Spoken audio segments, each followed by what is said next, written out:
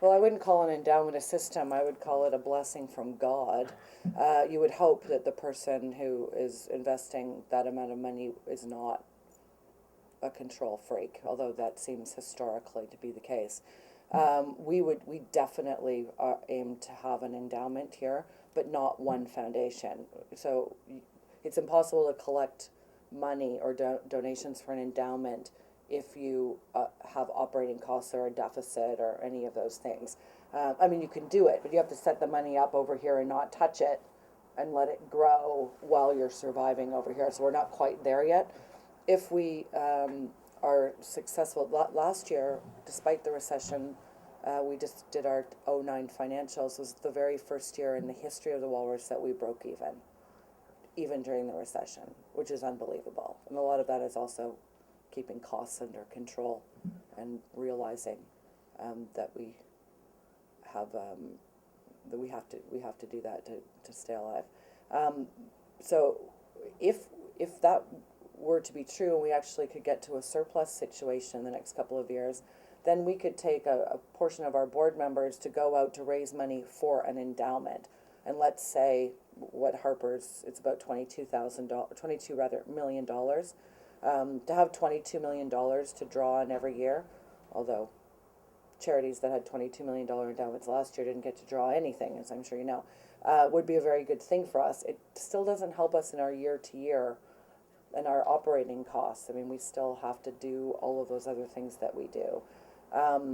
To have one investor or one supporter at $22 million, like Rick MacArthur in the MacArthur Foundation, it's essentially an owner.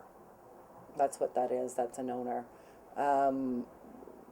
There was a potential for that situation here, but I mean, to be brutally honest, the biggest funder, the Walrus Foundation, didn't actually have enough money to become Rick MacArthur. And the second that you take other people's money, you're not in control anymore. And so that's what happened here. So I would love an endowment, but I would like it to be made up of the broadest base of support as humanly possible, which is sort of what this is getting to. You want readers and corporate and people across the country.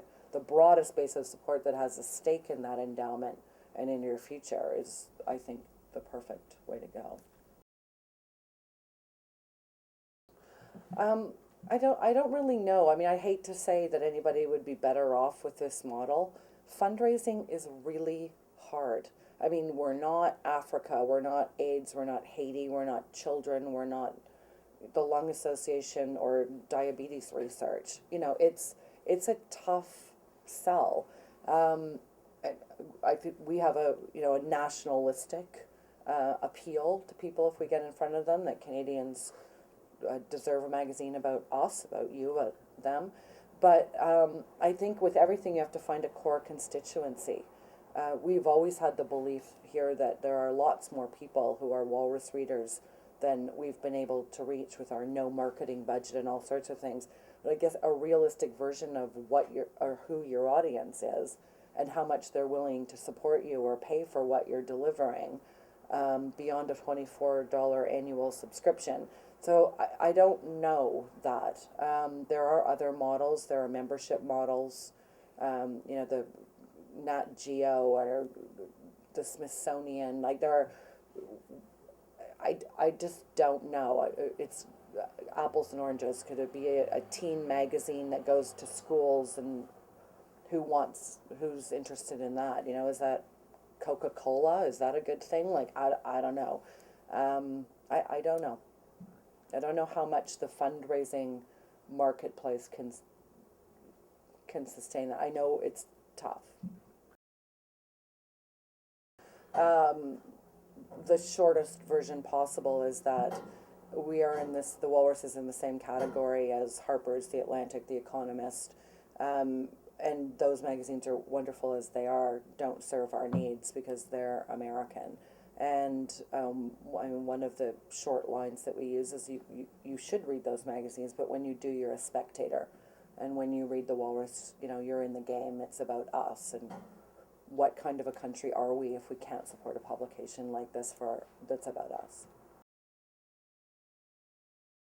I actually don't think it's true that people are ditching their print and just going online. I think we've just seen a few rare cases of that. One of the weird truths is, and a lot of people are lumping together print journalism.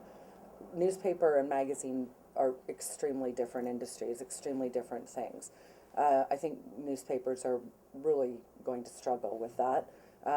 We certainly have a challenge about it, but magazine readership has never been stronger. There are more magazine titles in Canada this year than there were 10 years ago, and readership is stronger.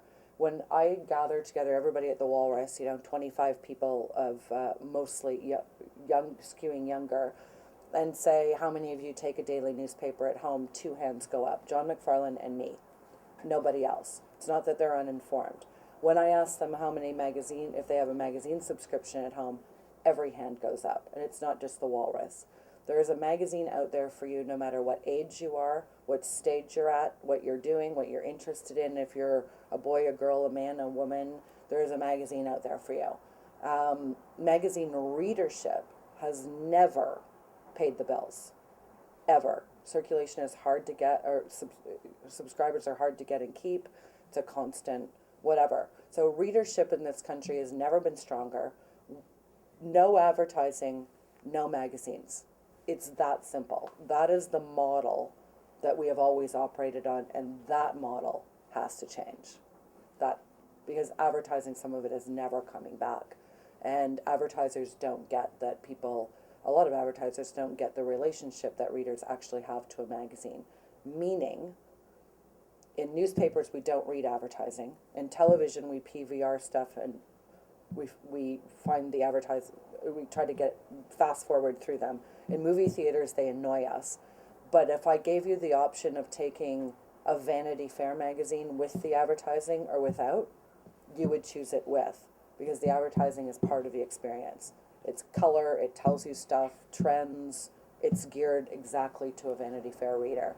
That's what we're trying to do in the Walrus. We're trying to have our advertising, rather than coming through media agencies, come client direct and be about ideas. Enbridge, for instance, uses their advertising to show their involvement with the Salmon Foundation and the Aboriginal Writing Awards, and because they want our audience, our readership, to see that. So if we can figure out the advertising model, we, the Walrus, I don't know about the whole industry, and we do that with a mix of sponsorship, and we use our charitable status too to do it. That's good if I can figure out, online how to do that. Right now, I have absolutely no intention of there not being a print version of the Walrus.